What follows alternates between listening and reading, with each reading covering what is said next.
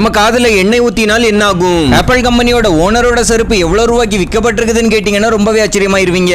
கார்களோட பின் கண்ணாடியில எதுக்காக இந்த மாதிரியான லைன்ஸ் இருக்குதுங்கிறது உங்களுக்கு தெரியுமா? இந்த ஆள் எதுக்காக அரசாங்க அதிகாரியை பார்த்து கொல்லைக்க தொடங்கிட்டாரு? விக்கிபீடியால மொத்தம் எவ்வளவு இன்ஃபர்மேஷன் இருக்குதுன்னு கேட்டீங்கன்னா உங்களோட தலையை சுத்திரும். ஸ்பேஸ்ல நம்ம பூமியை எவ்வளவு குப்பைகள் சுத்தி வருதுங்கிறது உங்களுக்கு தெரியுமா? இதே போலவே இன்ட்ரெஸ்டிங் அண்ட் அமேசிங்கான விஷயங்களை தெரிஞ்சுக்கிறதுக்கு வீடியோ லைக் பண்ணி ஸ்கிப் பண்ணாம கடைசி வரைக்கும் பாருங்க. நம்பர் 1, பீஸா ஹட் ரெஸ்டாரண்ட் தெரியாதவங்க யாருமே இருக்க மாட்டீங்க. ஏன்னா இவங்களோட இந்த உலகம் முழுவதுமே பிரான்ச்சஸ் இருக்குது. அண்ட் இந்த உலகத்துல டாமினோஸ்க்கு அப்புறம் பீஸா விக்கிற ஒரு மிகப்பெரிய கம்பெனியும் பீஸா ஹட்டா தான் இருக்குது. இந்த பீஸா ஹட்டோட முதல் பிரான்ச்சை கடன் வாங்கி தான் கட்டுனாங்கன்னு சொன்னா உங்களால நம்ப முடியுதா? ஆக்சுவலா 1958ல டான் அண்ட் பிராங்க் என்கிற அண்ணன் தம்பிகள் சேர்ந்து ஒரு $600 கடன் வாங்கி யுஎஸ்ல இருக்கிற கான்சஸ்ல முதல் ரெஸ்டாரண்ட் ஓபன் பண்ணி இருக்காங்க. அந்த பீஸா ஹட்ல கிடைச்ச பீஸா மக்களுக்கு ரொம்பவே பிடிச்சு போனதுனால அவங்களோட பிசினஸ் வளர்ந்து இன்னைக்கு உலகம் முழுவதும் கிட்டத்தட்ட 34,000 பீஸா ஹட் ரெஸ்டாரண்ட்ஸ் இருக்குதாம். அண்ட் $600 தொடங்கின பீஸா ஹட்டோட வேல்யூ இன்னைக்கு $636 மில்லியன். நம்பர் 2, இந்த ஒரு சம்பவம் மூலமா யாரோட நேரம் எப்ப வேணாலும் எப்படி வேணாலும் மாறலாம்ங்கறத புரிஞ்சுக்கலாம். ஆக்சுவலா டர்க்கியை சேர்ந்த ஒரு ஆளால அவரோட வீட்டு வாடகை கொடுக்க முடியல. இந்த மாதிரி வாடகை கொடுக்க முடியாத கண்டிஷன்ல வீட்டு வாடகை கூட்டிட்டாராம். அதனால சரியா வாடகை கொடுக்க முடியாதனால வீட்டு ஓனர் அந்த ஆளை வீட்டை விட்டு வெளியே துரத்திட்டாரு. அதுக்கப்புறமா ஒரு சில நாட்கள் கழிச்சு இந்த ஆளு வாடகைக்கு இருந்த இடத்துல நிலநடுக்கம் வந்திருக்குது.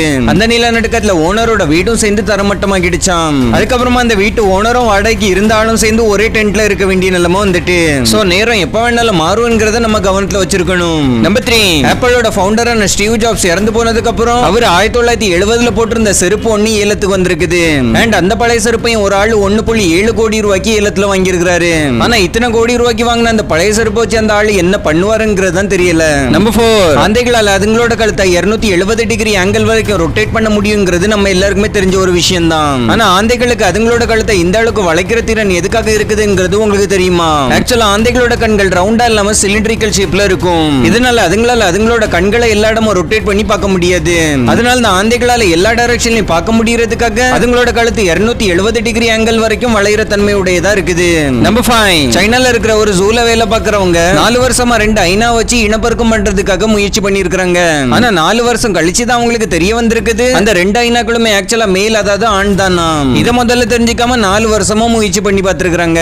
நம்பர் 6, வெஸ்ட் பெங்கால சேர்ந்த இந்த ஆளோட ரேஷன் கார்டுல கவர்மெண்ட் ஆபீசர் ஸ்ரீகாந்தி குமார் தத்தா என்கிற அவரோட பேரை ஸ்ரீகாந்தி குமார் குத்தான் போட்டாங்களாம். அதாவது குத்தா என்கிற ஹிந்தி வார்த்தையோட மீனிங் நாய். இத பார்த்து கடுப்பான ஸ்ரீகாந்தி குமார் தத்தா கவர்மெண்ட் ஆபீசர்ஸ் பார்த்து உண்மையாவே நாய் போல கொலைக்க தொடங்கிட்டாராம். அதை உங்களால் இந்த வீடியோலயும் பார்க்க முடியும்.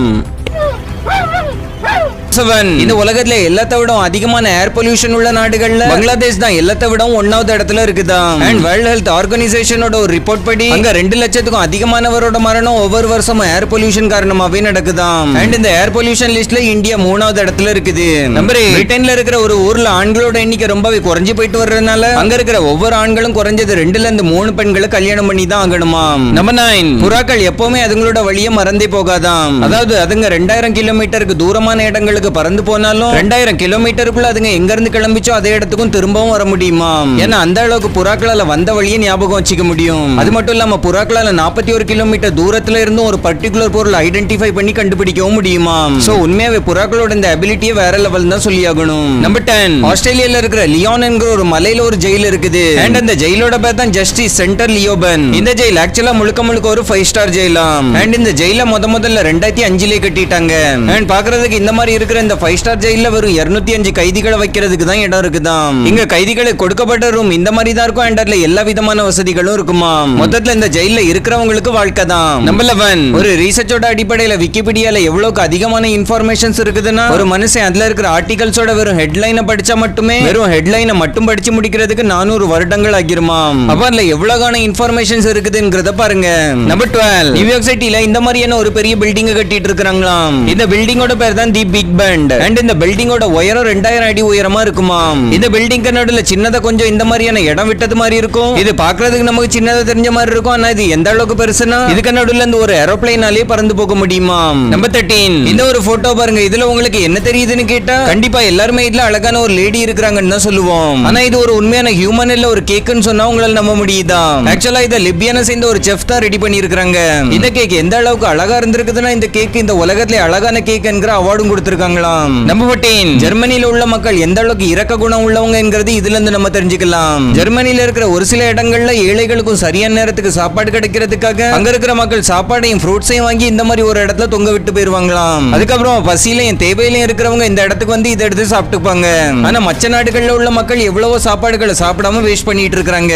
நம்பர் 15, 19th செஞ்சுரியில உயிரோட இருக்கிறவங்களையும் இறந்துட்டாங்கன்னு நினைச்சு புதைச்ச சம்பவங்கள் நிறையவே இருக்குது. அதனால இந்த மாதிரி உயிரோட புதைக்கப்பட்டு சாகுற மக்களை காப்பாத்துறதுக்காக சாகுபட்டிக்கு உள்ள இருக்கிற ஆளோட கையில ஒரு கயிறை கட்டி அந்த கயிறை வெளியூர் மணியோட கட்டி விட்டுருவாங்களாம். எதுக்காக நான் சாகுபட்டியில இருக்கிறவங்க ஒருவேளை உயிரோட இருந்தா அந்த கயிறை பிடிச்சு எடுத்து மணி அடிச்சா போதும், உடனே தோண்டி வெளியே எடுத்து அவங்களை காப்பாத்திடுவாங்களாம். நம்பர் 16, இந்த உலகத்துல எல்லாத்த விட அதிகமான நாள் எரிஞ்சுகிட்டு இருக்கிற லைட் பல்ப் தான் இந்த லிவர்மோர் சென்ட்ரேனியல் லைட் பல்ப். இத முதல்ல 1901 ஒரு ஃபயர் ஸ்டேஷன்ல மாட்டிருந்தாங்க. அன்னையில இருந்து இன்னைக்கு வரைக்கும் அந்த பல்ப் இன்னும் எரிஞ்சுகிட்டே தான் இருக்குதாம். அண்ட் இந்த பல்பை ஒரே ஒரு முறை ஒயர் மாத்துறதுக்காக மட்டும் 1937 ஆஃப் பண்ணிருந்தாங்களாம். அதுக்கப்புறமா மறுபடியும் அதை ஆன் பண்ணி இன்னைக்கு வரைக்கும் எரிஞ்சுகிட்டு தான் இருக்குது.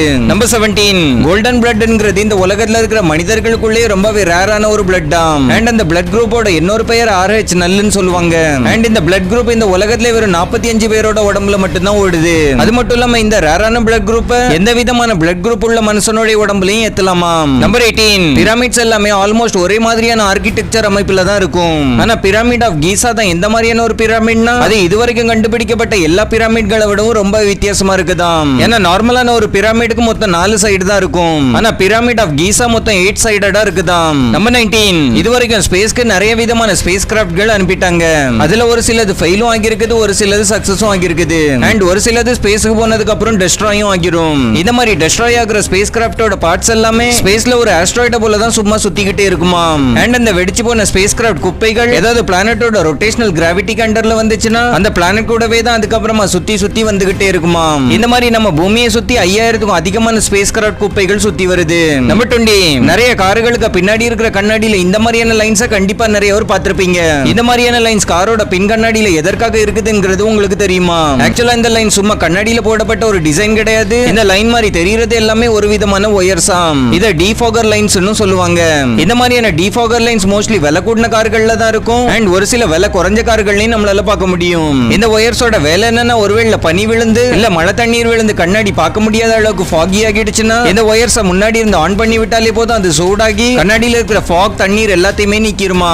இதனால அந்த கண்ணாடி மூலமா நம்ம வெளியே பார்க்குற விஷுவலும் கரெக்டா இருக்கும். சோ இதுதான் காருக்கு பின்னாடி இருக்கிற கண்ணாடியில இருக்கிற இந்த லைன்ஸோட பர்பஸா இருக்குது. நம்பர் 20, காதுல ஒருவேளை எண்ணெய் ஊற்றினால் என்ன ஆகுங்கிறத யோசிச்சு பார்த்திருக்கீங்களா? உண்மை சொல்லணும்னா இந்த மாதிரியான ஒரு விஷயத்தை எப்பவுமே பண்ணவே பண்ணிராதீங்க. ஏன்னா ஒருவேளை காதுல எண்ணெய் ஊற்றினீங்கன்னா காதுல இன்ஃபெக்ஷன் மாதிரியான பிரச்சனைகள் வர்றதுக்கு வாய்ப்பு இருக்குதான். அண்ட் இதனால உங்களுடைய காதோட இயர் ட்ரம்மும் பாதிக்கப்படுறதுக்கு வாய்ப்பு இருக்குது.